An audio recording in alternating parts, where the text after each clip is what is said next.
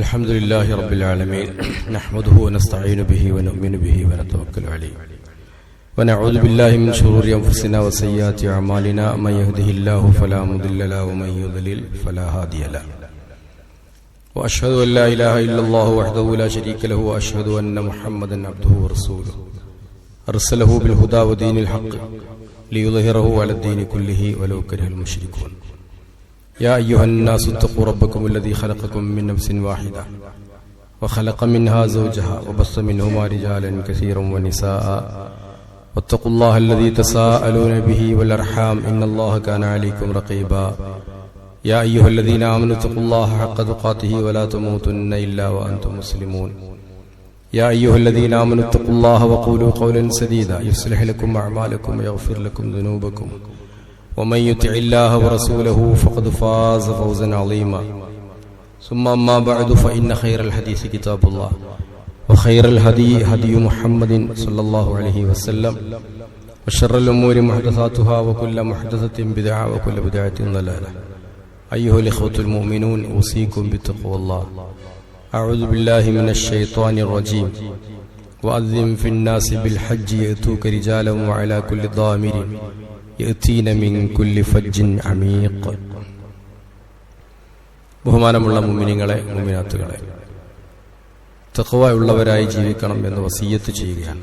അല്ലാഹു അനുഗ്രഹിക്കട്ടെ. ഇബ്രാഹിം നബി അലൈഹിസ്സലാം അല്ലാഹുവിന്റെ കൽപ്പന പ്രകാരം കഅബയുടെ നിർമ്മാണം പൂർത്തിയാക്കി. അപ്പോ അത് സ്വീകരിക്കാൻ വേണ്ടി അള്ളാഹുവിനോട് പ്രാർത്ഥിച്ചു. അള്ളാഹു അത് സ്വീകരിച്ചു. തുടർന്ന് അള്ളാഹു നബിയോട്, ഇബ്രാഹിം നബിയോട് ഒരു വിളംബരം നടത്താൻ ആവശ്യപ്പെട്ടു. വഅദ്ദിൻ ഫിന്നാസി ബിൽ ഹജ്ജ്, ഇബ്രാഹിമേ, ജനങ്ങളോട് ഹജ്ജിന് വരാൻ വേണ്ടി പറയണം.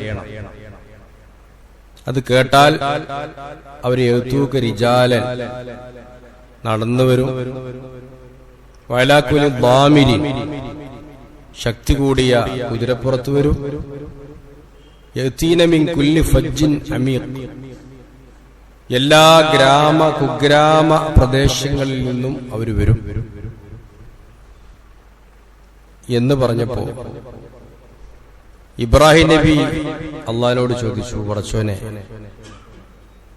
ഞാനിത് പറഞ്ഞാൽ എങ്ങനെ എല്ലാവരും അത് കേൾക്കുക? അപ്പൊ അള്ളാഹു വീണ്ടും പറഞ്ഞു, വഅദ്ദിൻ അലയ്യൽ ബലാ, നീ അത് പറയ്, ക്ഷണിക്ക്, ഞാൻ എത്തിച്ചു കൊടുത്തോളാം, ഞാൻ എത്തിച്ചു കൊടുത്തോളാം എന്ന് പറഞ്ഞു. തഫ്സീറുകളില് ഇമാം തുബരി, ഇബ്നു ജരീർ തുടങ്ങിയ ഒരുപാട് മുഫസ്സിറുകൾ ഈ സംഭവം എടുത്തു പറഞ്ഞിട്ടുണ്ട്. അപ്പൊ അല്ലാഹു തആലയാണ് യഥാർത്ഥത്തിൽ ഹജ്ജിന് ക്ഷണിച്ചത്. ആ ക്ഷണം നമ്മിലേക്ക് എത്തിക്കുന്നതും അല്ലാഹുവാണ്. ആരുടെ ചെവിയിലാണോ അല്ലാഹു തആല ആ ക്ഷണം എത്തിച്ചു എങ്കിൽ അവന് ഹജ്ജിന് പോകാനുള്ള തൗഫീഖ് ഉണ്ടാവും.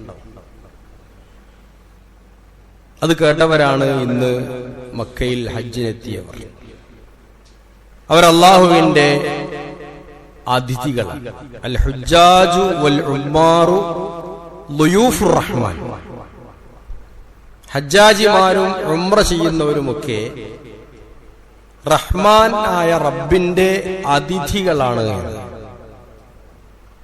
അതിഥികൾക്ക് നമുക്കറിയാം, പണ്ട് കാലം മുതൽക്ക് തന്നെ വലിയ ആദരവുണ്ട്. ലോകത്തൊക്കെ അതിഥികൾ ആദരിക്കപ്പെടേണ്ടവരാണ്. ആ ആതിഥ്യം ഇൻഷാ അല്ലാഹു അവർക്ക് നൽകും. ഹജ്ജ് എന്ന് പറയുന്നത് ഒരു പൂർത്തീകരണം, മതത്തിന്റെ പൂർത്തീകരണം. പറയാ ഇസ്ലാം കാര്യം 5 നമ്മൾ പഠിച്ചു. ഷഹാദത്തു അല്ലാ ഇലാഹ ഇല്ലല്ലാഹ്, അതുപോലെ തുഖീമുസ്സല വതൂതിസ് സക വതസൂമ റമദാൻ വതഹജ്ജൽ ബൈത്തുൽ ഹറാം. അഞ്ചാമത്തേത് ഹജ്ജ് പൂർത്തിയാക്കലാണ്. അതിൽ നിന്ന് നമുക്ക് മനസ്സിലാകും ഇസ്ലാം മതത്തിന്റെ പഞ്ചസ്തംഭങ്ങൾ എന്നാണ് പറയുന്നത്. ഒരു മതത്തിന്റെ പൂർണ്ണത കൈവരിക്കണമെങ്കിൽ ഹജ്ജും കൂടി ചെയ്യണം. അതുകൊണ്ട് തന്നെ നമ്മുടെയൊക്കെ ചില കാഴ്ചപ്പാടുകൾ മാറ്റേണ്ടതായിട്ടുണ്ട്. പൊതുവെ നമ്മുടെ നാടുകളിലൊക്കെ ചെറുപ്പക്കാര് ഹജ്ജിന് പോകുന്ന സ്വഭാവങ്ങൾ കാണാറില്ല. കുറച്ചൊക്കെ കണ്ടു തുടങ്ങിയിട്ടുണ്ട്. പല രാജ്യങ്ങളിലും, ഇന്ത്യയിൽ തന്നെ നമ്മൾ മക്കത്തൊക്കെ പോയാല്, നമ്മുടെ നാട്ടിൽ തന്നെ ഹൈദരാബാദ്, ബാംഗ്ലൂര് തുടങ്ങിയ സ്ഥലങ്ങളിലൊക്കെയുള്ള കുട്ടികൾ, ചെറുപ്പക്കാരൊക്കെ ഹജ്ജിന് പോകും. മംഗലാപുരത്ത് തന്നെ ഉണ്ട് ഒരുപാട് കുട്ടികൾ, ചെറുപ്പക്കാരൊക്കെ ഹജ്ജിന് പോകും. കല്യാണം കഴിക്കുന്നതിന് മുമ്പ് തന്നെ പെൺകുട്ടികളൊക്കെ അവര് ഹജ്ജിന് കൊണ്ടുപോകും. പല രാജ്യങ്ങളിലുണ്ട്. പക്ഷെ നമ്മുടെ കേരളക്കാരെ സംബന്ധിച്ചിടത്തോളം ഹജ്ജാജിമാര് കുറവാണ്. കുട്ടികളുടെ കൂട്ടത്തിൽ, യുവാക്കളുടെ കൂട്ടത്തിലൊന്നും ആരും കാണൂല. അതുകൊണ്ട് നമ്മൾ മനസ്സിലാക്കി വെക്കേണ്ട ഒരു പ്രധാനപ്പെട്ട കാര്യം, ഒരു ഇസ്ലാമിന്റെ പൂർത്തീകരണം എന്ന നിലക്ക് അതുകൂടി ആവശ്യമാണ്. ഇപ്പോ എന്റെ മുന്നിൽ തന്നെ ഉണ്ടാവും ഇഷ്ടംപോലെ ആളുകൾ ഹജ്ജിന് കഴിവുണ്ടാവും. പക്ഷെ നമ്മൾ പോകായിയാണ്. അതിനേക്കാളേറെ പൈസ മറ്റു പല കാര്യത്തിനും ചിലവാക്കുന്നുണ്ട്. വീട് വെക്കാൻ ചിലവാക്കുന്നുണ്ട്. ആവശ്യത്തിന് വേണ്ടെന്നല്ല, അനാവശ്യമായി ചിലവാക്കുന്നുണ്ട്. പല കാര്യങ്ങൾക്കും വേണ്ടി നമ്മൾ ചിലവാക്കുന്നുണ്ട്. പക്ഷേ നമുക്കതിങ്ങനെ ആയിട്ടില്ല എന്നൊരു തോന്നലാണ്. അതിനെ സംബന്ധിച്ച് ശരിക്കും അറിയാത്തതുകൊണ്ട്. യഥാർത്ഥത്തിൽ ഇത് പൂർത്തിയാവുമ്പോഴാണ് ഇസ്ലാമിന്റെ കാര്യം പൂർത്തിയാകും. ആലോചിച്ച് നോക്കൂ, നബി സല്ലല്ലാഹു അലൈഹി വസല്ലമ മക്കയിൽ വന്ന് ഹജ്ജ് ചെയ്ത് അറഫാ ദിനത്തില് ഹജ്ജ് പൂർത്തിയാകുന്നത് വരെ ശരീഅത്തിന്റെ നിയമങ്ങൾ പൂർത്തിയാക്കാൻ അള്ളാഹു കാത്തിരുന്നു. അന്നാണ് ഞാൻ കഴിഞ്ഞ ആഴ്ച സൂചിപ്പിച്ച ഞങ്ങള് ആഘോഷിക്കുമായിരുന്നു എന്ന് പറയുന്ന സൂറത്തുൽ മാഇദയിലെ 3-ാമത്തെ ആയത്ത് അവതരിപ്പിക്കപ്പെടുന്നത്. അൽയൗം, അതെ ഇന്ന്. ഒക്കെ ശരിയായി, ക്ലിയറായി. നബിയുടെ ദൗത്യം പൂർണ്ണമായി, എല്ലാം കഴിഞ്ഞു. നബിയുടെ ഹജ്ജ് കൂടി കഴിഞ്ഞു. അതുകൊണ്ട് അൽയൗം അക്മൽതു ലക്കും ദീനക്കും, ഇന്ന് നിങ്ങളുടെ ദീനൊക്കെ പൂർത്തിയാക്കി തന്നു. അപ്പൊ ഒരു പെർഫെക്ഷൻ, ഒരു 100% ഒരു പൂർത്തീകരണം വേണം എങ്കിൽ ഹജ്ജ് ആവശ്യമാണ്. അതുകൊണ്ട് പ്രവാചകർ സല്ലല്ലാഹു അലൈഹി വസല്ലം പറഞ്ഞു, ബാദിറു ബിൽ ഹജ്ജ്, നിങ്ങൾ ഹജ്ജിന്റെ സമയമായ വേഗം ഹജ്ജ് ചെയ്യണം. നമ്മളൊക്കെ ഉദ്യോഗസ്ഥന്മാരോട് ചോദിച്ചാൽ പറയും റിട്ടയർഡ് ആവട്ടെ, അല്ലെങ്കിൽ വേറെ ആരും ചോദിച്ചാൽ പറയും കുട്ടി വലുതാകട്ടെ, വലുതായിട്ട് ചോദിച്ചാൽ പറയും കുട്ടിയുടെ കല്യാണം കഴിയട്ടെ, കല്യാണം കഴിഞ്ഞാൽ പറയും ഓളിപ്പോ ഗർഭിണിയാണ്, ഞാൻ പ്രസവം കഴിയട്ടെ, അടുത്ത വല്ലാക്ക. പ്രസവം കഴിഞ്ഞാൽ പറയും ഇനി ഓൽക്കിപ്പോ പെരപ്പണിയാണ്, അത് കഴിയട്ടെ. അവസാനം ഇപ്പന്റെ കാര്യം നടക്കൂല. തട്ടിമുട്ടി എങ്ങനെ പോകും. ഇബ്രാഹിം നബിന്റെ വിളി അള്ളാഹ് കേൾപ്പിച്ചിട്ടുണ്ടാവില്ല എന്നുള്ളത്. കാരണം അവസാനം നമുക്കതൊന്നും ആസ്വദിക്കാൻ കഴിയും. ഒരു വളണ്ടിയർ എന്നോട് പറഞ്ഞു, എന്റെ ഗ്രൂപ്പിലുള്ള ആളുകള് സ്വന്തം വീടിന്റെ ഉമ്മരം കാണാത്തവരാന്നാ പറഞ്ഞു. സ്വന്തം വീടിന്റെ ഉമ്മരം കാണാത്തവനാണ് മക്കത്തേക്ക് ഹജ്ജിന് പോണത്. അവന് ഹജ്ജിന്റെ എന്തെങ്കിലും ആസ്വദിക്കാൻ കഴിയുമോ? കുറെ എണ്ണയും തൈലും, കൊട്ടൻ ചുക്കാതി തൈലും, കുറെ മരുന്നും കുപ്പി, ചെറിയ കഞ്ഞി ഒക്കെ പാടേറ്റ് ആയുർവേദ ഹോസ്പിറ്റലിൽ അഡ്മിറ്റിൽ പോണ മാതിരിയാണ് പലപ്പോഴും പല ആളുകളും ഹജ്ജിന് പോകല്. അതുകൊണ്ട് തന്നെ ഹജ്ജിന്റെ യാതൊരു അതിന്റെ ആ കൃത്യമായിട്ടുള്ള ആത്മീയതയും അതിന്റെ ചൈതന്യവും പോണ്ടാന്നല്ല, അപ്പോഴെങ്കിലും പോകണം സൗകര്യപ്പെടുകയാണെങ്കിൽ. പക്ഷെ ആ ഒരു ചൈതന്യം ഉൾക്കൊള്ളാൻ പലപ്പോഴും കഴിയില്ല. അതുകൊണ്ട് നമ്മൾ ശ്രമിക്കേണ്ടത് നമ്മുടെയൊക്കെ കുട്ടികളെ, യുവാക്കളെ, ആണാവട്ടെ പെണ്ണാവട്ടെ, അതിന്റെ കഴിവുണ്ടായ അല്ലാഹു പറഞ്ഞത് മനിസ്തത്വ ഇലൈഹി സബീല വലില്ലാഹി അലന്നാസി ഹജ്ജുൽ ബൈത്തി മനിസ്തത്വ ഇലൈഹി സബീല. കഴിവുണ്ടെങ്കിൽ എന്താണ് സബീൽ? എല്ലാ ഉത്തരവാദിത്വം കഴിഞ്ഞ് റിട്ടയർഡ് ആകണ പൈസ കിട്ടിയിട്ട് അതുകൊണ്ട് പോകാന്നല്ല സബീൽ തന്നെ അർത്ഥം. പിന്നെന്താണ്? അസ്സാദു വറാഹില. ഹജ്ജിന് പോയി വരുന്നത് വരെയുള്ള പണം കയ്യിലുണ്ടാവുക, പോയി വരാനുള്ള ടിക്കറ്റിന്റെ പൈസ ഉണ്ടാവുക, സാങ്കേതികമായ പ്രശ്നങ്ങൾ പരിഹരിക്കാൻ കഴിയുക, ഇത്ര മാത്രമേ ഉള്ളൂ. ഹജ്ജിന് പോയി വന്നിട്ട് പിന്നെ ജീവിക്കാനുള്ള പൈസ ഉണ്ടാകേണ്ട ആവശ്യമില്ല. അതൊരു പണ്ഡിതനും പറഞ്ഞിട്ടില്ല.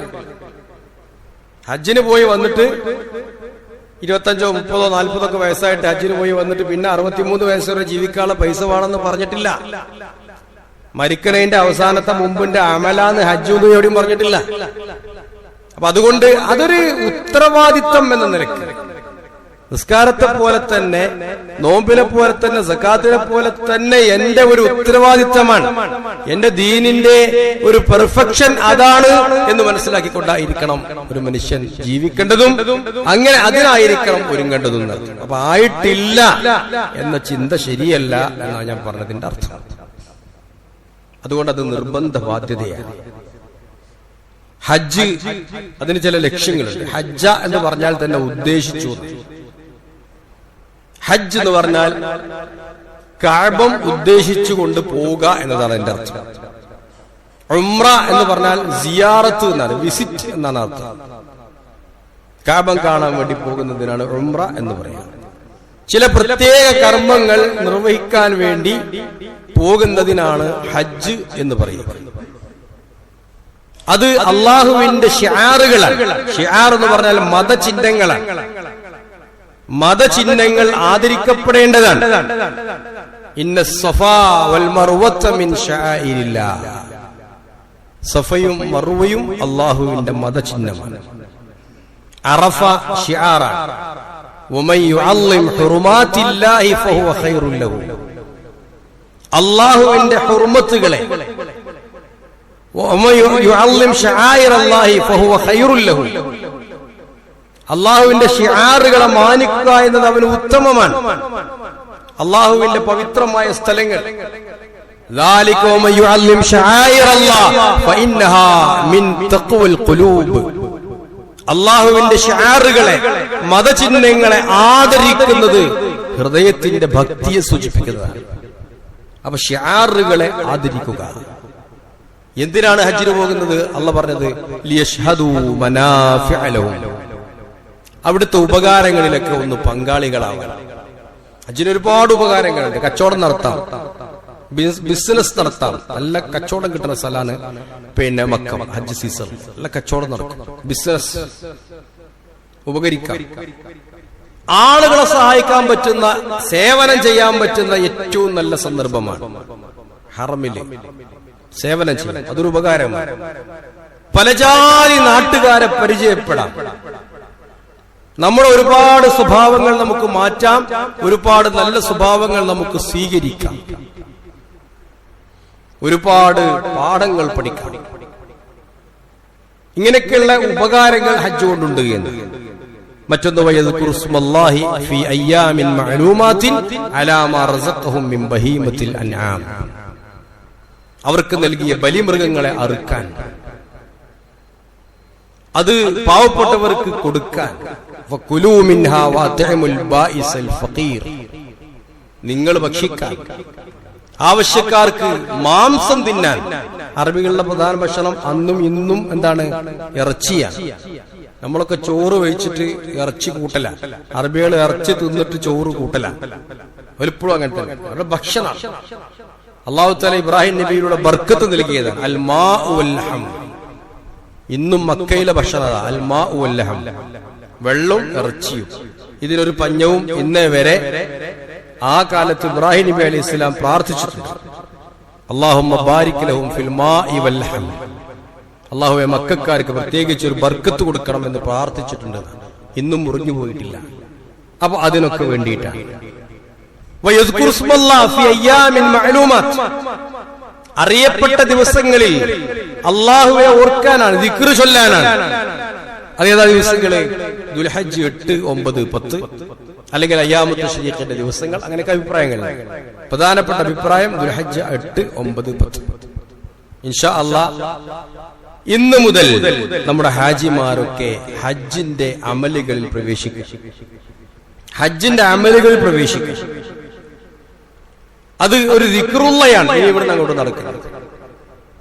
അതുപോലെ തന്നെ തൗഹീദിന് സാക്ഷിയാവാം. ഹജ്ജ് ഏകദൈവ വിശ്വാസം പുനഃസ്ഥാപിക്കാൻ, നഷ്ടപ്പെട്ടിട്ടുണ്ടെങ്കിൽ അതിനെ ഒന്നുകൂടി ഊട്ടിയുറപ്പിക്കാൻ വേണ്ടിയാണ്. ജാഹിലിയ കാലത്ത് തൽബിയത്ത് ഉണ്ടായിരുന്നു, ലബ്ബൈക് അല്ലാഹുമ്മ ലബ്ബൈക്. ഇന്നും അങ്ങനെയുള്ള തൽബിയത്ത് ഇല്ല. ലബ്ബൈക ലാ ശരീക ലക ലബ്ബൈക് ഇന്നൽ ഹംദ വന്നിഅമത ലക വൽ മുൽക ലാ ശരീക ലക. ഈ തൽബിയത്ത് റസൂലുള്ളാഹി സ്വല്ലല്ലാഹു അലൈഹി വസല്ലം മുശ്രിക്കുകൾക്ക് ചേഞ്ച് ചെയ്തു കൊടുത്തു. ജാഹിലിയ കാലത്ത് മുശ്രിക്കുകൾ തൽബിയത്ത് നടത്തി, ലബ്ബൈക അല്ലാഹുമ്മ ലബ്ബൈക് ലബ്ബൈക ലാ ശരീക ലക ലബ്ബൈക്. അല്ലാഹുവേ നിനക്ക് ഉത്തരം ചെയ്തു എന്നതിന്റെ അർത്ഥം. നിനക്ക് യാതൊരു പങ്കുകാരനുമില്ല, നിനക്ക് ഉത്തരം ചെയ്തിരിക്കുന്നു.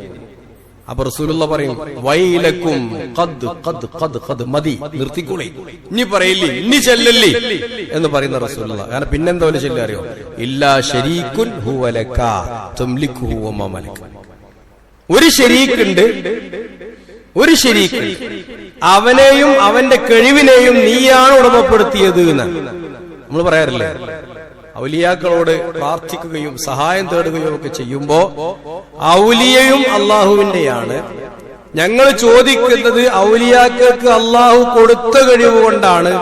ഇന്നും ഈ വിശ്വാസം നമുക്കിടയിലുണ്ട്. ഹാജിമാർക്കിടയിൽ പോലും അങ്ങനെ വിശ്വസിക്കുന്ന ആളുകളുണ്ട്. സങ്കടകരം. അവർ റസൂൽ തിരുത്തി കൊടുക്കും, ഇല്ലാ ശരീകുൻ ഹുവ ലക തംലികുഹു വമാ മലക.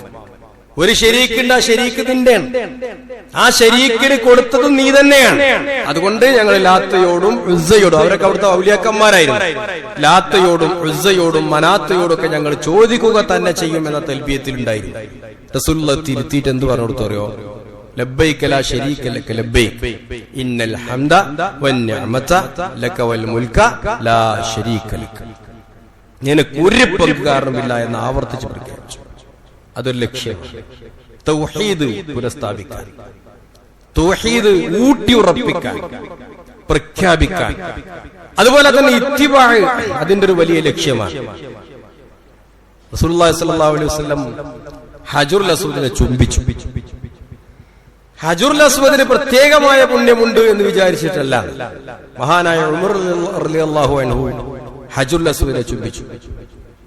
എന്നൊരു ജനങ്ങളോട് തിരിഞ്ഞെന്നിട്ട് പറഞ്ഞു, കല്ലിനോട് സംബോധന ചെയ്തുകൊണ്ട് പറഞ്ഞു, എനിക്കറിയാം, ഇന്നി അഅലം അന്നക ഹജർ ലാ തൻഫഉ വലാ തദുറു. ഹജറുൽ അസ്വദേ, നീ ഒരു കല്ലാണ്, ഒരു ഉപകാരമില്ല, ഒരു ഉപദ്രവമില്ല എന്ന് എനിക്കറിയാം. പക്ഷേ ലൗലാ അന്നി റഅയ്തു റസൂലല്ലാഹി സ്വല്ലല്ലാഹു അലൈഹി വസല്ലം യുഖബ്ബിലു കമാ ഖബ്ബൽതുക. റസൂലുള്ളാഹി സ്വല്ലല്ലാഹു അലൈഹി വസല്ലം നിന്നെ ചുംബിച്ചു എന്നത് ഞാൻ കണ്ടു എന്നതുകൊണ്ട് മാത്രമാണ് ഞാൻ നിന്നെ ചുംബിക്കുന്നത് എന്നാണ്. അല്ലാതെ പ്രത്യേക ഒരു പുണ്യം ഹജറുൽ അസ്വദിൽ നിന്ന് കിട്ടുമെന്ന് വിചാരിച്ചിട്ടല്ല. അതാണ് യഥാർത്ഥത്തിൽ ഹജ്ജ്. റസൂലുള്ളാഹി ഹജ്ജ് കർമ്മങ്ങൾ നിർവഹിച്ചു. എന്നിട്ട് പറഞ്ഞു, ഖുദൂ അന്നി മനാസികക്കും, നിങ്ങളുടെ ഹജ്ജ് കർമ്മങ്ങൾ എന്നിൽ നിന്ന് സ്വീകരിക്കണം എന്നാണ്. എന്താ പറയാൻ കാരണം? ഇപ്പൊ നമുക്കറിയാം, ഒരുപാട് ഹാജിമാരെ മക്കത്തേക്ക് പറഞ്ഞയച്ചു. ഇന്നതാണ് റസൂലുള്ളാഹിന്റെ ഹജ്ജ് എന്ന് കൃത്യമായിട്ട് ക്ലാസുകളിലൂടെ അവർക്ക് പഠിപ്പിച്ചു കൊടുത്തു, പറഞ്ഞു മനസ്സിലാക്കി കൊടുത്തിട്ടും അവിടെ പോയിട്ട് ഇങ്ങനെ ഒരു വാട്സപ്പ് സാധനം ഉണ്ടല്ലോ, റേഞ്ചും ഉണ്ട്, അവിടെ വലിയ ചെലവുമില്ല, അതിലിങ്ങനെ അയച്ചുകൊണ്ടിരിക്കാൻ പല ആളുകൾക്കും. ഇവിടെ ഇങ്ങനെ ഉണ്ടല്ലോ, അവിടെ അങ്ങനെ ഒരാൾ അങ്ങനെ പറഞ്ഞിട്ടുണ്ടല്ലോ, ഇവിടെ ഇങ്ങനെ ഒരാൾ ഇങ്ങനെ ചെയ്യുന്നുണ്ടല്ലോ, എന്താ അപ്പൊ അതിന്റെ മതവിധി? എല്ലാം പഠിച്ചു പോയിട്ടും നമ്മുടെ വിശ്വാസം അങ്ങോട്ട് തീരുന്നില്ല. അപ്പൊ റസൂലുള്ളാഹിന്റെ അവിടെ പല ഹജ്ജും ഉണ്ടാവും. നൈജീരിയക്കാരെ ഹജ്ജുണ്ടാവും, ഷിയാക്കളുടെ ഹജ്ജുണ്ടാവും. അവർക്ക് അത്ര വിലക്കൊന്നുമില്ല മക്കത്ത്. ഷിയാക്കള് വരും. സൗദി അറേബ്യ തന്നെ ഇഷ്ടംപോലെ ഷിയാക്കളുണ്ട്, അവർക്ക് പള്ളിയുണ്ട്, അവരുടെ ഹജ്ജ് ഉണ്ടാവും. ഈജിപ്തുകാരുടെ ഹജ്ജ് ഉണ്ടാവും, ഇറാൻകാരിൽ നിന്ന് വരുന്ന ഇറാൻ വിശ്വാസികളുടെ ഹജ്ജ് ഉണ്ടാവും. കൃത്യമായ ധാരണയില്ലാത്തത് കൊണ്ടാണ് പലപ്പോഴും വസ്വാസാകുന്നത്. ഹജ്ജ് വളരെ സിമ്പിളാണ്, പക്ഷെ ആരോഗ്യമാണ്. നിസ്കരിക്കേണ്ട അത്ര ചെല്ലല്ല ഹജ്ജില്, നോമ്പിന്റെ അത്ര പ്രയാസമില്ല. പക്ഷെ അല്പം ആരോഗ്യം ഉണ്ടെങ്കിൽ റസൂലുള്ളാഹി സ്വല്ലല്ലാഹു അലൈഹി വസല്ലം ചെയ്തത് കൃത്യമായി ഒരു മനുഷ്യൻ പഠിച്ചു ചെയ്താൽ മൻ ഹജ്ജ ഫലം യർഫസ് വലം യഫ്സുഖ് റജഅ കയൗമി വലദതുഹു ഉമ്മുഹു. ഒരാള് നേരെ റസൂലുള്ളാഹി പഠിപ്പിച്ച പോലെ ഒരു ഹജ്ജ് ചെയ്താൽ, ഹജ്ജിൽ യാതൊരു തമ്മാടിത്തരവും ചെയ്തിട്ടില്ല, ഒരു തോന്നിയാസവും ചെയ്തിട്ടില്ല, എങ്കിൽ റജഅ കയൗമി വലദതുഹു ഉമ്മുഹു, അവന്റെ ഉമ്മ അവനെ പ്രസവിച്ച അന്ന് എങ്ങനെയാണോ അതുപോലെ ശുദ്ധിയുള്ളവനാണ്. പ്രസവിച്ച അന്ന് പ്രത്യേക റസൂല് പറഞ്ഞിട്ടുണ്ട്. ചെറിയ കുട്ടികളൊന്നും തെറ്റിയൂല, പക്ഷെ പ്രസവിച്ച അന്ന് എങ്ങനെ ശുദ്ധി ഉണ്ടോ എന്ന് പ്രത്യേകം പറയാൻ കാരണം എന്താ? ഈ പ്രസവിച്ച അന്നുണ്ടല്ലോ, ആ നിമിഷം ഈ കുട്ടി വളരെയധികം പ്യുവറാണ്. പിന്നെ ഓരോ ദിവസം കഴിയുന്തോറും ചെറിയ കുട്ടിയാണ്ട് കാര്യമില്ല, ഈ പുറമെയുള്ള ഓരോ ഇടപെടൽ കാരണം കുട്ടികൾക്ക് വരെ കുട്ടികളുടെ മനസ്സിൽ ഓരോരോ സ്വഭാവങ്ങളും വികൃതികളും ഒക്കെ കൂടി വരാൻ സാധ്യതയുണ്ട്. അതുകൊണ്ട് റസൂലുള്ളാഹി പറഞ്ഞത് ഒരു കുട്ടിയെ പ്രസവിച്ച അന്ന് എങ്ങനെയാണോ അങ്ങനെ ശുദ്ധിയാകുമെന്നാണ്. ഇത് റസൂലുള്ളാഹി പറയാണ്, അൽ ഹജ്ജുൽ മബ്റൂർ ലൈസ ലഹു ജസാഉൻ ഇല്ലൽ ജന്ന. പുണ്യമായ ഹജ്ജിന് സ്വർഗമല്ലാതെ പ്രതിഫലമില്ല. അത്ര ഉത്തമമാണ് ഹജ്ജ് എന്ന് പറഞ്ഞാൽ. എന്താ സിമ്പിൾ പണിയാണ്, ഹജ്ജിനൊന്നും ചെയ്യില്ല. എന്താണ് ഹജ്ജാജിമാര് ചെയ്യണത്? ഇന്ന് അവര് മിനായിലേക്ക് പോകും എന്നറിയാൻ വേണ്ടി മാത്രം ഒരു ഓട്ടപ്രദേശം. ഇന്ന് ദുൽഹജ്ജ് 8 അവർ വെള്ളം ശേഖരിക്കും, യൗമുത് തർവിയ. പണ്ട് കാലത്ത് ഞാൻ കഴിഞ്ഞ ആഴ്ച സൂചിപ്പിച്ചുകൊണ്ട് ആ വിഷയങ്ങളിലേക്ക് കടക്കുന്നില്ല. ഇന്ന് ദുൽഹജ്ജ് 8 അവര് മിനായിലേക്ക് കൊണ്ടുപോകും. അവരെ ചിലപ്പോൾ ഇന്നലെ കൊണ്ടുപോയിട്ടുണ്ട്, അവിടുത്തെ സൗകര്യത്തിനനുസരിച്ചിട്ട് അതൊക്കെ മാറ്റങ്ങൾ വരും. ഇന്ന് മിനായിലാണ് അവരുണ്ടാവണം. മിനായിൽ നിന്ന് മിനായിൽ റസൂലുള്ളാഹി നിസ്കരിക്കുമ്പോൾ ഖസ്റാക്കിയിട്ടാണ് നിസ്കരിക്കുക. ഇന്നത്തെ ളുഹർ 2 റക്അത്തെ അവർ നിസ്കരിക്കുള്ളൂ. ഇന്ന് അവര് ജുമാ നിസ്കരിക്കൂല, കാരണം വെള്ളിയാഴ്ച ജുമാ ഇല്ല. യാത്രക്കാരന് ജുമാ നിസ്കരിക്കേണ്ട ആവശ്യമില്ല, ളുഹർ അസ്ർ നിസ്കരിക്കും. അറഫ വെള്ളിയാഴ്ച വന്നാലും ജുമാ നിസ്കരിക്കൂല. അറഫ വെള്ളിയാഴ്ച വന്നാലും ജുമാ നിസ്കരിക്കൂല. അറഫയിൽ സാധാരണ ളുഹർ അസ്റും ജമ്മും കസറും ആക്കിയിട്ടാണ് നിസ്കരിക്കുക. അറഫയിൽ മിനായിൽ ഇന്ന് വെള്ളിയാഴ്ച ആണെങ്കിൽ പോലും മിനായിൽ ളുഹർ 2 റക്അത്താണ് അവർ നിസ്കരിക്കുക, അസർ 2 റക്അത്ത് നിസ്കരിക്കും, മഗ്രിബ് 3 റക്അത്ത് നിസ്കരിക്കും അതാത് സമയത്ത്. പിന്നെ ഇശാ 2 റക്അത്ത് നിസ്കരിക്കും. റവാത്തിബ് സുന്നത്തുകൾ ഞാൻ കഴിഞ്ഞാൽ സൂചിപ്പിച്ചു എന്ന് എനിക്ക് തോന്നുന്നുണ്ട്. റവാത്തിബ് സുന്നത്തുകൾ പോലും നിസ്കരിക്കേണ്ടതില്ല, റസൂലുള്ളാഹി നിസ്കരിച്ചിട്ടില്ല. വേണമെങ്കിൽ സുബഹിയുടെ സുന്നത്ത് നിസ്കരിക്കാം, രാത്രി തഹജ്ജുദും നിസ്കരിക്കാം, വേറൊന്നുമില്ല. അവിടെ നിൽക്കുക, മിനായിൽ താമസിക്കുക. മബീതു ബിമിന. നാളെ രാവിലെ അവരെല്ലാവരും സുബഹി നിസ്കാരം കഴിഞ്ഞിട്ട് നേരെ ഇങ്ങനെ വിളിക്കുന്നതോടുകൂടെ അറഫാത്തിലേക്ക് നീങ്ങും. അറഫയിലേക്ക് അവർ നീങ്ങും. എല്ലാവരും ഒന്നിച്ച് അറഫയിലേക്ക് നീങ്ങും. വാഹനമുള്ളവർ അങ്ങനെ പോകും, നടന്നിട്ട് പോകാനുള്ള ദൂരേ ഉള്ളൂ, അപ്പൊ നടന്നു പോകും. അറഫയിൽ പോയാൽ ഉച്ച ആകുമ്പോഴേക്കും അവര് അറഫയിലെത്തും. ഉച്ചയോടുകൂടി ളുഹറിന്റെയും അസറിന്റെയും സമയത്ത് അറഫയിലേക്ക് എത്തുന്നതോടുകൂടിയാണ് നെമിറ പള്ളി എന്ന് പറയുന്ന പള്ളിയിൽ. പലരും പോയാലും കണ്ടവരൊക്കെ ഉണ്ടാവും, മസ്ജിദുൻ നെമിറ. അതിന്റെ ഒരു ഭാഗം അറഫയിലും ഒരു ഭാഗം പുറത്ത് മിനയിലുമാണ്. അവിടെ വെച്ചിട്ടാണ് പ്രസിദ്ധമായ അറഫ പ്രസംഗം നിർവഹിക്കുക. ആ പ്രസംഗത്തിന് ശേഷം ജുമാസ്കാരം പോലെ ആദ്യം ഒരു പ്രസംഗമുണ്ടാകും. ആ പ്രസംഗത്തില് ദീനീയായ കാര്യങ്ങൾ ഉൾപ്പെടുത്തിക്കൊണ്ടായിരിക്കും. നിസ്കാരത്തിന്റെ ശ്രേഷ്ഠത, നോമ്പ് നോൽക്കുന്നതിന്റെ പ്രാധാന്യം, ഹജ്ജിന്റെ മഹത്വം, ലോക രാജ്യങ്ങളുടെ ഇപ്പോഴത്തെ മുസ്ലിങ്ങളുടെ അവസ്ഥ തുടങ്ങിയ ചെറിയ ചെറിയ സൂചനകളൊക്കെ നൽകിക്കൊണ്ട് ഒരു പ്രസംഗം ഹ്രസ്വമായി അതിനേൽപ്പിക്കപ്പെട്ട ഇമാം നിർവഹിക്കും. അതിനുശേഷം ബാങ്ക് കൊടുത്ത് അതിന്റെ ശേഷം നമ്മുടെ ജുമാ പോലെ തന്നെ പ്രസംഗത്തിന് ശേഷം ഇഖാമത്ത് കൊടുത്തിട്ട് 2 റക്അത്ത് ളുഹർ നിസ്കരിക്കും, പിന്നെ 2 റക്അത്ത് അസർ നിസ്കരിക്കും. അതോടെ അത് പൂർത്തിയായി. അതിൽ കൂടാൻ പറ്റുന്നവർക്ക് കൂടും, അല്ലാത്തവര് നേരെ അറഫയിൽ പോകും. ഖുത്ബ കേൾക്കാൻ പറ്റുന്നവർക്ക് കേൾക്കും, അല്ലെങ്കിൽ റേഡിയോ ഉപയോഗിച്ച് കേൾക്കും, മൊബൈൽ ഉപയോഗിച്ച് കേൾക്കാം, സംവിധാനങ്ങളുണ്ട്. ഇത് നിസ്കരിക്കാൻ കൂടാൻ പറ്റാത്ത ഒരു അറഫയിൽ എപ്പോഴാണോ എത്തിയെങ്കിൽ അവിടെ ആദ്യം ചെയ്യേണ്ട പണി ളുഹറും അസറും ജംഉം ഖസ്റും ആക്കിയിട്ടാണ് നിസ്കരിക്കുന്നത്. മിനായിലെ പോലെയല്ല. ളുഹറും അസറും ജംഉം ഖസ്റും ആക്കിയിട്ട് അവരവിടെ നിസ്കരിക്കും. ഒരു ഇമാമിന്റെ കീഴിൽ ഇപ്പൊ ഒരു ഗ്രൂപ്പാണെങ്കിൽ അതിൽ ഒരുപാട് ജമാഅത്തുകൾ നടക്കുന്നുണ്ടാവും. ഏതിലും ചേരാൻ പറ്റുമെങ്കിൽ ചേരാം, അല്ലെങ്കിൽ സ്വന്തം ജമാഅത്തുകളായിട്ട് അവിടെ ഇങ്ങനെ എല്ലാവരും നിർവഹിക്കും. ആ നിസ്കരിക്കുന്ന നിസ്കാരം ളുഹറും അസറുമാണ്. ഇവിടുന്ന് നിസ്കാരം കഴിഞ്ഞാൽ തന്നെ അറഫ എന്ന് പറയുന്ന ബോർഡറിലാണ് എന്ന് ഉറപ്പുവരുത്തിക്കൊണ്ട് എല്ലാവരും അറഫയിലേക്ക് നീങ്ങും. അവിടെ പിന്നെ കഴിച്ചു കൂട്ടും, ഭക്ഷണമൊക്കെ കിട്ടും. അവിടുന്ന് പിന്നെ സജീവമാകുന്നത് മഗ്രിബിന്റെ മുമ്പാണ്. മഗ്രിബിന്റെ മുമ്പ് അല്പമെങ്കിലും നിന്നിട്ട് അറഫയിൽ നിൽക്കുക എന്നൊരു പ്രശ്നമാണ്. ഇരുന്നാലും മതി, പക്ഷെ കഴിയുമ്പോൾ ഒരു അല്പമെങ്കിലും സമയം നിൽക്കുക നല്ലതെന്ന് പണ്ഡിതന്മാർക്ക് അഭിപ്രായം പറഞ്ഞു. നിന്നിട്ട് ദുആ ചെയ്യും.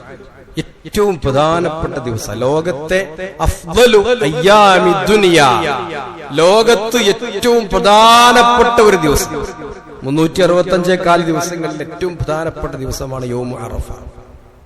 യൗമു അറഫ അന്ന് പിന്നെ മലക്ക് അല്ലാഹു തആല ആദ്യത്തെ ആകാശത്തിലേക്ക് ഇറങ്ങി വന്നിട്ട് മലക്കുകളോട് പറയും, കണ്ടോ എന്റെ അടിമകള് ചടക്കുത്തി മുഷിഞ്ഞ് അഴുക്ക് ഖുർആൻ പറയുന്നുണ്ട്. സുമ്മല്യഖുലൂ തഫസ്സഹും, ഞാൻ നേരത്തെ ഓതിയ ആയത്തിലുണ്ട്, വല്യൂഫൂ നദൂറഹും, അഴുക്ക് നീക്കട്ടെ എന്ന് ഖുർആൻ പ്രത്യേകം പറയാം. എന്ന് പറഞ്ഞാല് ഒരു കുറച്ച് ദിവസമായിട്ട് അവരൊക്കെ ആകെ വിയർത്ത് കുളിച്ച് ഒരു വൃത്തിയില്ലാത്ത അവസ്ഥ, അതൊക്കെ മാനസിക പ്രയാസമൊക്കെ ഉണ്ടാക്കും.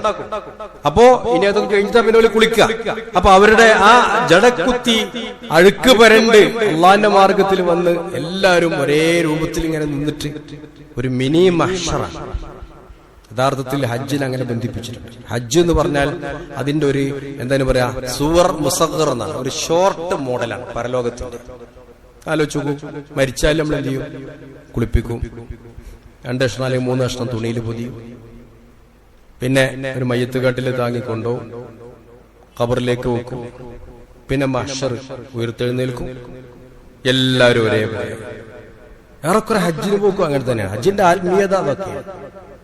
കുളിക്കും, പിന്നെ 2 തുണി മാത്രം, തുന്നപ്പെട്ടതോ ഷഡ്ഡിയോ ട്രൗസറോ ഒന്നും ഉപയോഗിക്കാൻ പാടില്ല. തുന്നപ്പെട്ടതൊന്നും ഉപയോഗിക്കൂല. കഫം പോലെ തന്നെ, കഫം കൂടെ തുന്നപ്പെട്ടത് പറ്റൂലല്ലോ ആണിന്.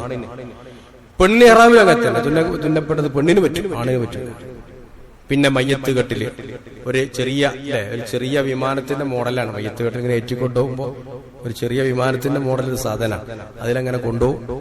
അതേപോലെ വിമാനത്തിൽ നമ്മളെ കൊണ്ടുപോകും, അവിടെ പോയി ഇറങ്ങും. മറ്റു ചിന്തകളൊന്നുമില്ല, വേറെ കാര്യങ്ങളൊന്നുമില്ല. പിന്നെ അവിടെ കല്യാണം പറ്റൂല. സ്വന്തം ഇഹ്റാം ചെയ്ത സ്വന്തം ഭാര്യ പോലും നമുക്ക് ഹറാമാണ്. ഇല്ല, തഹല്ലുലാകണ വരെ സ്വന്തം ഭാര്യ പോലും, മരിച്ചാലും അങ്ങനെ തന്നെ. മരിച്ചാൽ പിന്നെ നമ്മള് അവിടെ പിന്നെ വാപ്പ അമ്മ അങ്ങനെയൊന്നുമില്ല. വാപ്പാനെ എപ്പോഴും എടുക്കുക, ഉമ്മാനെ എപ്പോഴും എടുക്കാല്ല, മയ്യത്ത് എപ്പോഴും എടുക്കുക. ഒക്കെ മയ്യത്തായി, ഇവിടെ ഒക്കെ ഹാജിയരായി, എല്ലാവരും പിന്നെ ഹാജിയെന്ന് വിളിക്കുക. ഒക്കെ നല്ലൊരു മാറ്റം. അങ്ങനെ ആ ഒരു മഹ്ശറിനെ അനുസ്മരിപ്പിക്കുന്ന രൂപത്തിൽ എല്ലാവരും അറഫയിലുണ്ട്. അവിടെ എല്ലാവരും ദിക്റുകൾ, ലാ ഇലാഹ ഇല്ലല്ലാഹ് വഹ്ദഹു ലാ ശരീക ലഹു എന്നുള്ള ദിക്റുകൾ ചൊല്ലും. അങ്ങനെ അവര് പ്രാർത്ഥിച്ച് മനുഷ്യന്മാരുടെ കണ്ണീര് കാണണമെങ്കിൽ നമ്മൾ അറഫാത്തിൽ തന്നെ പോകണം. അതൊക്കെ അനുഭവിക്കാൻ പറ്റുന്ന കാലത്ത് പോകണം എന്നാണ് ചിലപ്പോ യുവാക്കളോട് പറയാറുണ്ട്. അതൊക്കെ നമ്മൾ അനുഭവിക്കാൻ പറ്റും. നമ്മളൊക്കെ അതിലറിയാതെ അലിഞ്ഞു ചേരുന്ന ആ സന്ദർഭത്തിലേക്ക് നമ്മൾ എത്തിപ്പെടണം. ഒന്നും ബോധമില്ലാതെ അവിടെ പോയി സുഖമില്ലാതായിട്ട് അങ്ങനെ കൊണ്ടുപോയാലൊന്നും അത് അനുഭവിക്കാൻ കഴിയില്ല. അത് വല്ലാത്തൊരു നിർവൃതിയാണ്. അതുകൊണ്ട് അറഫാത്തിൽ അവർ നിൽക്കുമെന്ന്. അങ്ങനെ അറഫാത്ത് കഴിഞ്ഞാൽ പിന്നീട് അവര് സൂര്യൻ അസ്തമിച്ചാൽ അവിടെ നിസ്കാരമല്ല, വെറും അറഫാത്തിലുള്ളത് 100 അസറും മാത്രം. കഴിഞ്ഞാൽ നേരെ അവര് മുസ്ദലിഫയിലേക്ക് വരും. മുസ്ദലിഫയിൽ വന്നാൽ ആദ്യം ചെയ്യേണ്ട പണി, അപ്പൊ മഗ്രിബ് കഴിഞ്ഞിട്ടുണ്ടാവും, അവിടെ ജമ്മു തഖീറാണ്, മഗ്രിബിനെ ഇശായിലേക്ക് കൂട്ടി വെക്കും. മുസ്ദലിഫയിൽ എത്തിയാൽ അവര് ആദ്യം ചെയ്യുന്നത് മുസ്ദലിഫയില് പിന്നെ മഗ്രിബും ഇശാവും കൂടി നിസ്കരിക്കാം. ജമ്മാക്കി ഖസ്റാക്കിയിട്ട് നിസ്കരിക്കാം. ബാങ്ക് കൊടുക്കും, ഇഖാമത്ത് കൊടുക്കും, 3 റക്അത്ത് മഗ്രിബ് നിസ്കരിക്കും, ഇഖാമത്ത് കൊടുക്കും, 2 റക്അത്ത് ഇശാ നിസ്കരിക്കും. അതോടെ അന്നത്തെ പണികളൊക്കെ കഴിഞ്ഞു. മുസ്ദലിഫയിൽ ഒരു സൗകര്യവും ഗവൺമെന്റ് ചെയ്തിട്ടില്ല. വിശാലമായ ഗ്രൗണ്ടാണ്, റോഡുകളുണ്ടാവും, പാലങ്ങളുണ്ടാവും. അതുപോലെ പാലത്തിന്റെ ചൂട്ടിലോ റോട്ടിലോ മൈതാനത്തോ എവിടെയെങ്കിലുമൊക്കെ താഴെ ഭൂമി, മേലെ ആകാശം, ഒറ്റ കടത്തം. അൽ മബീത്തു ബി മുസ്ദലിഫ, അതാണ് മുസ്ദലിഫ. രാവിലെ നേരത്തെ നീക്കാം, രാവിലെ നേരത്തെ നീക്കുവരെ നേരത്തെ നീച്ചാല് മഷ്അറുൽ ഹറാം. മുസ്ദലിഫയില് ഒരു പള്ളിയുണ്ട്, ആ പള്ളിന്റെ പേര് മഷ്അറുൽ ഹറാം. കാരണം ആ നിൽക്കുന്ന സ്ഥലത്തിനെയാണ് അല്ലാഹു തആല മഷ്അറുൽ ഹറാം എന്ന് ഖുർആനിൽ പറഞ്ഞിട്ടുള്ളത്. ഫൈദാ അഫൽതും മിൻ അറഫാത്തിൻ, ഖുർആൻ പറയാം, ഫൈദാ അഫൽതും മിൻ അറഫാത്തിൻ, നിങ്ങൾ അറഫയിൽ നിന്ന് ഒഴുകിയാൽ, ഖുർആൻ പ്രയോഗിച്ചിട്ടില്ലേ, ഒഴുക്കാൻ, ഓരോ ഘട്ടമായിട്ട് ഒഴുകിങ്ങനെ വരികയാണ്. ഫദ്കുറുല്ലാഹ ഇൻദൽ മഷ്അരിൽ ഹറാം, നിങ്ങൾ മഷ്അറുൽ ഹറാമിൽ വെച്ച് അള്ളാഹുവിനെ ഓർക്കണമെന്ന്. അപ്പൊ അവരൊക്കെ ഹാജിമാരൊക്കെ കഴിവിന്റെ പരമാവധി അവര് ഈ മഷ്അറുൽ ഹറാം നിൽക്കുന്ന ആ പള്ളിയുടെ ഭാഗത്തേക്ക് നീങ്ങും. അവിടെ ഒരു പ്രാർത്ഥനയിൽ കഴിഞ്ഞുകൂടും, സുബഹി ബാങ്ക് കൊടുക്കും, സുബഹി നിസ്കരിക്കും. സുബഹി നിസ്കരിച്ചു കഴിഞ്ഞ് ഒരല്പം ഇങ്ങനെ കഴിഞ്ഞ് നേരെ ഇങ്ങനെ വിളിക്കുന്നതോടുകൂടെ അതുവരെ അവർ തെൽബിയത്തില്ല, അല്ലാഹുമ്മ ലബ്ബൈക് ലബ്ബൈക് അല്ലാഹുമ്മ ലബ്ബൈക് ചൊല്ലിക്കൊണ്ടേയിരിക്കുകയാണ്. അങ്ങനെ ആ തെൽബിയത്ത് ചൊല്ലിക്കൊണ്ട് അവര് രാവിലെ മിനായിലേക്ക് പുറപ്പെടും. മിനായിൽ പോയിട്ട് ആലോചിച്ചു, വല്ലാത്തൊരു സംഭവമാണ്, നമ്മൾ കാണണം. ആ മിനായിൽ ഇങ്ങനെ പോയാല് ആദ്യം എറിയുന്നത് ജംറത്തുൽ അഖബയാണ്. ജംറ എന്ന് പറഞ്ഞാൽ എറിയുക എന്നർത്ഥം, കല്ല് എന്നാണ് അർത്ഥം. ജിമാർ, കല്ലുകൾ. അപ്പൊ ജംറ എന്ന് പേര് വരാൻ കാരണം കല്ലെറിയുന്ന സ്ഥലം എന്നതുകൊണ്ടാണ്. കല്ലെറിയുന്ന സ്ഥലം, അത്രേ ഉള്ളൂ അർത്ഥം. അപ്പൊ ജിമാറുകൾ, കല്ലുകൾ പെറുക്കിയിട്ട് ഓരോ കല്ലായിട്ട് അവർ എറിയുന്ന. ആദ്യത്തെ ജംറ ഒഴിവാക്കും, രണ്ടാമത്തെ ജംറ ഒഴിവാക്കും, അവസാനത്തെ ജംറയെ പോയിട്ട് എറിയും. ജംറത്തുൽ അഖബ എന്നാണ് അതിന് പറയാം, അല്ലെങ്കിൽ ജംറത്തുൽ അക്ബർ എന്നൊക്കെ പറയാറുണ്ട്. ആ ജംറത്തുൽ കുബ്ര എന്നൊക്കെ പറയും. അപ്പൊ ആ ജംറയെ പോയിട്ട് എറിയും. എറിഞ്ഞു കഴിഞ്ഞാൽ തൽബിയത്ത് നിർത്തിയിട്ട് പിന്നെ അവര് തക്ബീറാണ്. അത് വല്ലാത്തൊരു കാഴ്ച.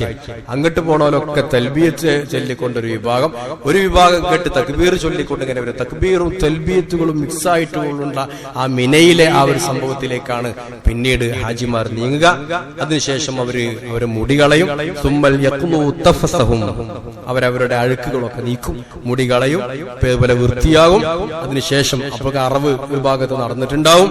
അപ്പൊ കല്ലെറിഞ്ഞു, മുടി കളഞ്ഞു. ഇനി അവർക്ക് ബാക്കിയുള്ളത് തവാഫുൽ ഇഫാദത്താണ്. അതിനുവേണ്ടി അവര് മക്കയിലേക്ക് തന്നെ വരും.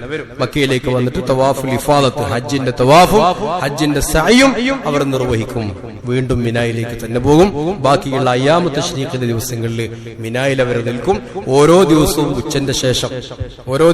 ഉച്ചന്റെ ശേഷം 7 കല്ലുകൾ വീതം ഓരോ ജംറയിലും അവര് നേരത്തെ ആദ്യത്തെ എറിഞ്ഞിട്ടുണ്ടല്ലോ, അത് രാവിലെ, ഇത് ഉച്ചന്റെ ശേഷം. പക്ഷെ അതൊന്നും ഇപ്പൊ സമയമൊന്നും നടക്കൂല. അവര് തരുന്ന തൗഫീഖ് നമുക്ക് തരുന്ന ടൈമേ പറ്റുള്ളൂ. അവിടെ പോയിട്ട് അവരെറിയും. അങ്ങനെ 11ഉം 12ഉം കഴിഞ്ഞാൽ 12ന്റെ ഏറ് കഴിഞ്ഞ് ഒരു തിരിച്ചു പോരും. അതല്ല, ഒരു ദിവസം കൂടി എറിയണമെങ്കിൽ അവിടെ എറിയാം. ഖുർആൻ പറയുന്നുണ്ട്, പിന്നെ വദ്കുറുല്ലാഹ ഫി അയ്യാമിൻ മഅദൂദാത്തി ഫമൻ തഅജ്ജല ഫി യൗമൈനി ഫലാ ഇസ്മ അലൈഹി വമൻ തഅഖറ ഫി യൗമൈനി ഫലാ ഇസ്മ അലൈഹി. 2 ദിവസം കൊണ്ട് മതിയാക്കിയ വിരോധമല്ല, തിരിച്ചു പോന്നാൽ മതി. ചില ആളുകളൊക്കെ 3ാമത്തെ ദിവസം കൂടി എറിഞ്ഞിട്ട് 2ാമത്തെ ദിവസം എറിഞ്ഞു പോരുന്ന, അതിന്റെ ആവശ്യമല്ല. അത് വെറുതെ മൂല്യമാരുണ്ടാക്കുന്ന മസലയാണ്. 2ാമത്തെ ദിവസം പോരാ, 2ാമത്തെ ദിവസം പോരാ, 3ാമത്തെ ദിവസം പോരാണ്, 3ാമത്തെ ദിവസം പോരാ. അള്ളാഹ് പറഞ്ഞാൽ വിരോധമല്ല. ആരെങ്കിലും മടങ്ങിപ്പോന്ന വിരോധമല്ല. നമുക്ക് തഖ്വ ഉണ്ടായാൽ മതി.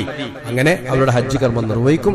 അതിനുശേഷം അവര് പോരുന്നതിന്റെ തൊട്ട് മുമ്പ് തവാഫുൽ വിദാ, ഒരു കഅബനോട് വിട ചോദിച്ചുകൊണ്ട് ഒരു തവാഫ് കൂടി നിർവഹിച്ചിട്ടാണ് നമ്മുടെ ഹജ്ജാജിമാർ വരിക.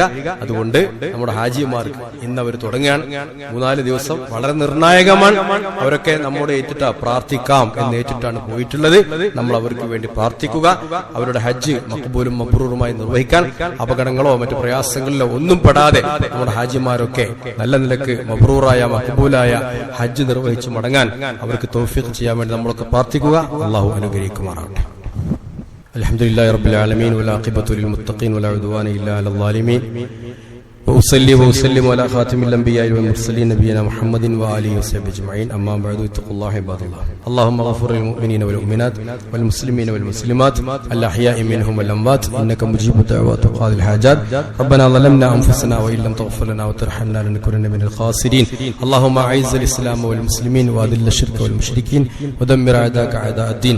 ربنا هب لنا من أزواجنا وذرياتنا قرة أعين واجعلنا للمتقين إماما. اللهم ربنا آتنا في الدنيا الدنيا حسنة وفي الآخرة حسنة وقنا عذاب النار ربنا تقبل منا إنك أنت السميع العليم وتب علينا إنك أنت التواب الرحيم ربنا اغفر لنا ولإخواننا الذين سبقونا بالإيمان ولا تجعل في قلوبنا غلا للذين آمنوا ربنا إنك رؤوف رحيم